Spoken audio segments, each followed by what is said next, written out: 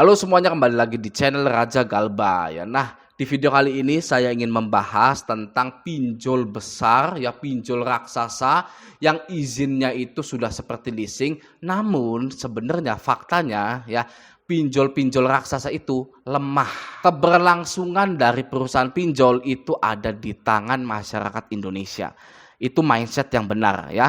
Ingat ya, keberlangsungan pinjol-pinjol di Indonesia ada di tangan masyarakat Indonesia. Itu adalah mindset yang paling benar ya. Jangan dibalik-balik ya. Keberlangsungan masyarakat Indonesia hidup gitu ya, hidup masyarakat Indonesia itu bergantung pada pinjol. Itu salah. Oke ya.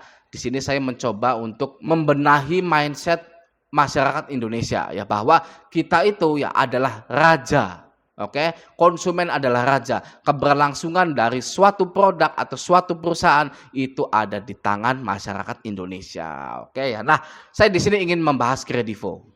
Ini ya, Kredivo ini pastinya izinnya sudah besar ya, seperti leasing gitu kan ya. Pinjol raksasa yang mudah cair juga gitu kan. Limitnya juga kira-kira sampai 30 juta atau 60 juta gitu ya. Tapi sebenarnya faktanya lemah. Oke ya. Nah, jadi beberapa hari yang lalu OJK juga sudah mengeluarkan statement bahwa banyak sekali pinjol-pinjol, bahkan pinjol-pinjol raksasa ini ya sedang tertimpa badai kredit macet gitu. Ya, mari kita lihat beritanya ya. Nah, ini dari Kompas. Ini dari Kompas di tanggal 9 ya, 3 hari yang lalu kalau nggak salah. Oke. Di sini judulnya OJK beberkan faktor penyebab kredit macet di industri fintech lending bengkak. Ya, jadi kredit macet di industri fintech ini sedang bengkak-bengkaknya gitu ya. Banyak yang gagal bayar itu sudah menjamur gitu ya. Masyarakat Indonesia sudah tidak takut lagi dengan yang namanya pinjol ya. Alhasil kredit macet di fintech, di pinjol ini sedang bengkak begitu ya. Oke, kita baca sedikit lah ya beritanya gitu. Oke, Otoritas Jasa Keuangan atau OJK menerangkan ada beberapa faktor yang membuat perusahaan fintech atau pinjol dibayang-bayangi kredit macet yang tinggi. Oke.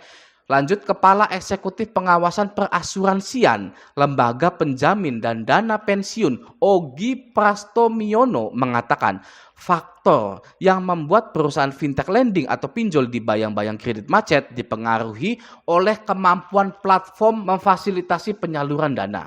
Oke, lanjut, sehingga dapat mempengaruhi outstanding pendanaan dan besarnya pendanaan yang masuk dalam periode macet, ujar dia dalam keterangan resmi dalam keterangan tertulis dikutip Selasa tanggal 9 bulan 5 2023 gitu. Jadi yang bisa saya tangkap ya, para pinjol-pinjol ini faktor penyebab macetnya adalah tidak mampu lagi memfasilitasi penyaluran dana kepada masyarakat Indonesia gitu ya, karena banyak yang galbay, banyak yang macet gitu kan, dananya tidak kembali.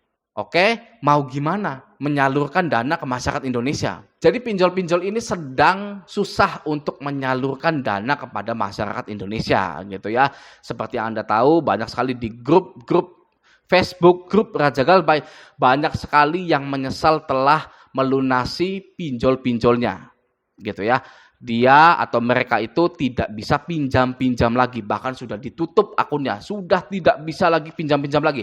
Padahal dia itu adalah nasabah yang sangat lancar gitu kan ya, tapi sudah stop, tidak bisa lagi disalurkan dananya gini ya. Dan berita ini ya sudah muncul gitu. Oke, lanjut lagi di berita yang kedua. Ini di tanggal 9 juga bulan 5 gitu kan ya. Lanjut, OJK minta fintech lending yang punya kredit macet tinggi ajukan rencana perbaikan gitu. Jadi pinjol-pinjol yang banyak digalbay ini ya diminta OJK untuk mengajukan rencana perbaikan gitu. Oke, apa sih rencana perbaikan itu? Mari kita baca sebentar ya.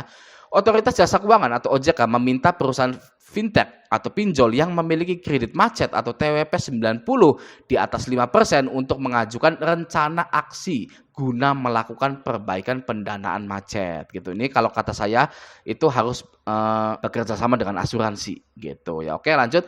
Kepala Eksekutif Pengawasan Perasuransian tadi ya, Penjamin Dana dan Dana Pensiun Ogi Prastomiono mengatakan OJK memonitor pelaksanaan rencana aksi perusahaan dengan ketat.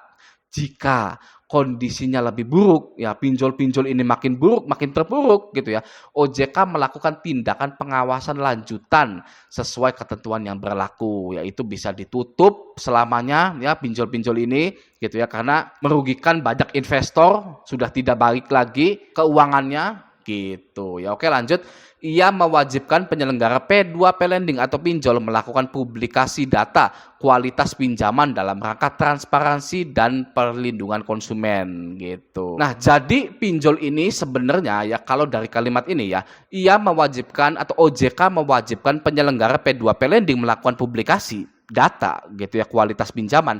Jadi pinjol-pinjol ini yang saya tangkap itu menyembunyikan data kualitas pinjaman nasabahnya gitu ya. Jadi banyak yang macet sebenarnya tapi disembunyikan oleh pinjol karena agar investor tidak kabur gitu ya. Kalau investor kabur gitu ya, tahu banyak yang macet, pinjol ini bisa tutup, bisa gulung tikar gitu kan. Jadi OJK ini minta transparansi. Nih ya ada ya di sini transparansi dan perlindungan konsumen. OJK mau tahu transparansi nasabah yang macetnya dan juga perlindungan konsumen. Jangan sampai nasabah yang macet ini ditekan-tekan, dihina, disebar data, ya tidak dilindungi.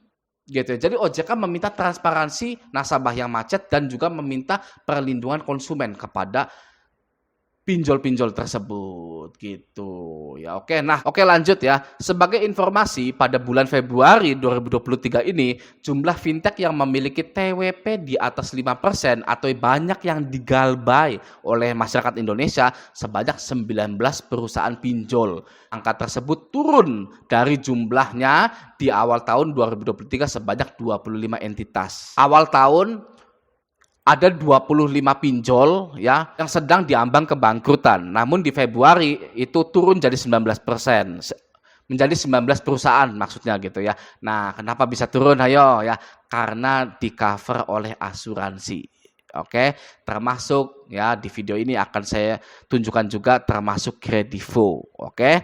Nah, Kredivo ini ya, Kredivo ini slik OJK saya. Oke, ini slik OJK saya.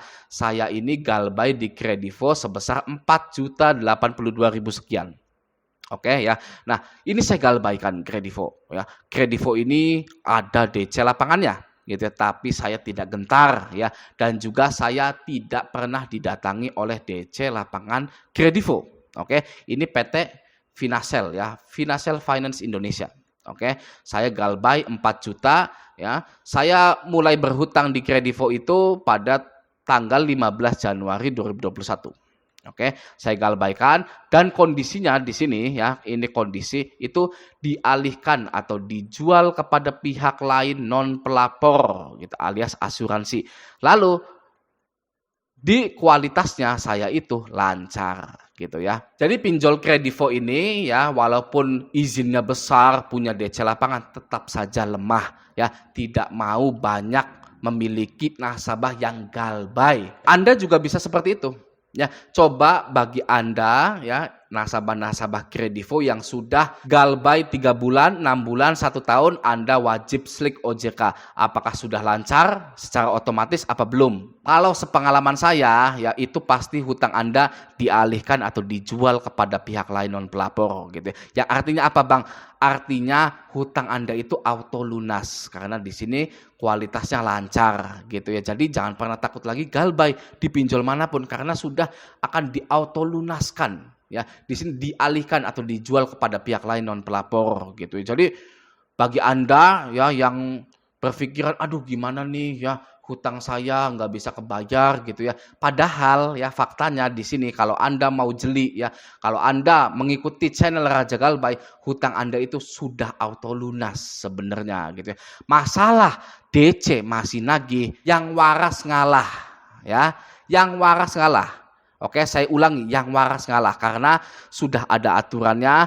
OJK mengatakan bahwa pinjol 90 hari tidak boleh menagih lagi gitu ya. Jadi ketika ada pinjol yang menagih setelah 90 hari ya itu ya sudah yang waras ngalah saja gitu kan. Ya sudah biarkan saja mau nagih mau enggak gitu kan ya. Yang penting Intinya adalah hutang kita seberapapun besarnya itu, ya itu sudah dialihkan atau dijual kepada pihak asuransi atau sudah diautolunaskan gitu ya. Di sini kualitasnya lancar gitu ya, oke ya. Nah, semoga video ini bermanfaat, sampai jumpa di video selanjutnya.